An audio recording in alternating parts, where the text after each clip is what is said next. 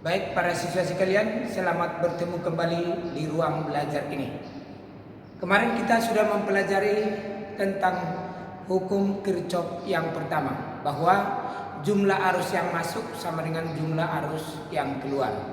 Kemudian hukum Kirchhoff yang kedua, jumlah GGL dan penurunan tegangan pada suatu rangkaian tertutup atau pada loop sama dengan 0. Kita lihat contohnya pada satu loop. Perhatikan rangkaian berikut. Kita lihat ada hambatan 2 ohm di GGL 18 volt 1 ohm, ada 12 volt 1 ohm, kemudian ada hambatan 1 ohm, 3 ohm, 6 volt dan 1 ohm, 2 ohm dan GGL 6 volt 1 ohm. Kita tetapkan dulu arah arus. Ya. Kita lihat ini 18 volt. Kemudian kalau kita ambil yang searah, maka dia akan searah dengan 6 volt yang di bawah ini. Kemudian yang lain yang kita jumpai kutub positifnya nanti 12 volt dan 6 volt. Ketika kita jumlahkan 18 dan 6 24, dan yang satu lagi dijumlahkan 12 dan 6 18, maka masih lebih besar 18 dan 6 yang sama dengan 24 volt. Maka kita tentukan arusnya keluar dari GGL yang lebih besar, karena arus listrik mengalir dari potensial tinggi ke potensial rendah. Kita beri arus seperti ini, I. Diteruskan, bawah juga seperti itu, ini I. Setelah itu kita tentukan loopnya. Misalkan searah jarum jam, loop. Maka loop kita adalah A, B, C, D, kembali ke A. Maka sigma E tambah sigma IR sama dengan 0. Jadi dalam loop A, B, C, D, A, sigma E tambah sigma IR sama dengan 0. Kita lihat mulai dari A ke B, C ke D, kembali ke A. 18 itu adalah min 18. Kita lanjut dari B ke C. 12 positif, karena yang kita jumpai positif dulu. Kemudian dari C ke D negatif. Negatif 6, karena negatifnya kita jumpai dulu. Kemudian dari D ke A positif 6. Kemudian I-nya, sigma IR-nya. I-nya bertanda positif. Kenapa? Karena arah I searah dengan arah loop.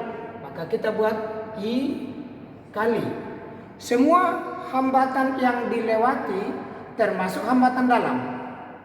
2 tambah 1 tambah 1, kemudian tambah 3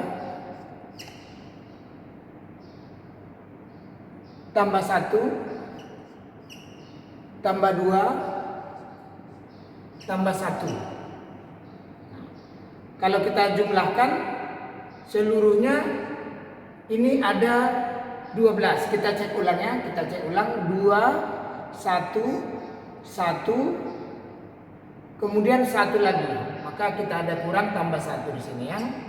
Tambah 1 tambah 3, kemudian di sini tambah 1 tambah 2 salah. Sama dengan 0. Sekarang kita lihat min 18 tambah 12 itu min 6, ini 0, kemudian tambah I kali ini seluruhnya kita jumlahkan 12 sama dengan 0. Maka 12I sama dengan 6, maka I-nya setengah ampere.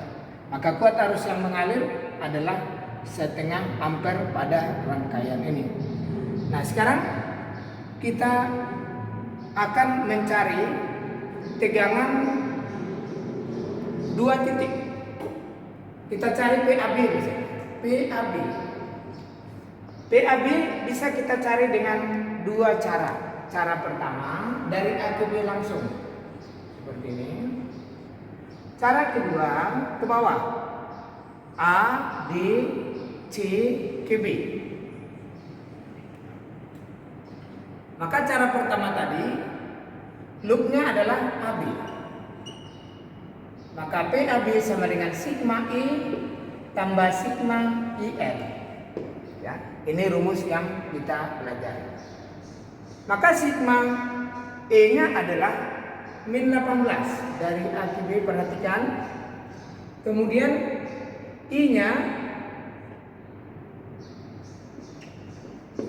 kali, ya, I kali R yang dilalui 2 tambah 1 sama dengan min 18. I-nya kita masukkan setengah kali 3, maka min 18 ditambah 1,5. Hasilnya adalah min 16,5 volt. Baik, inilah PAB yang nilainya min 16,5 volt pada loop pertama. Sekarang kita lihat pada loop kedua. Dari A ke D ke C ke B. Kita tulis di sini. PAB untuk loop A, D, C, B sama dengan sigma E tambah sigma IL sama dengan. Perhatikan gambar. Untuk sigma E nya dari A ke D min 6, dari D ke C plus 6, dari C ke B min 12. Kita pindahkan min 6 tambah 6 kurang 12. Kemudian I-nya. I kita lihat, I arahnya ke atas, sedangkan ini kita ke bawah. Maka I-nya kita tulis negatif. Ya. Negatif I kali R-nya kita jumlahkan mulai dari A. Tengok. 1 tambah 2 tambah 1 tambah 3 tambah 1 tambah 1. Kita jumlahkan.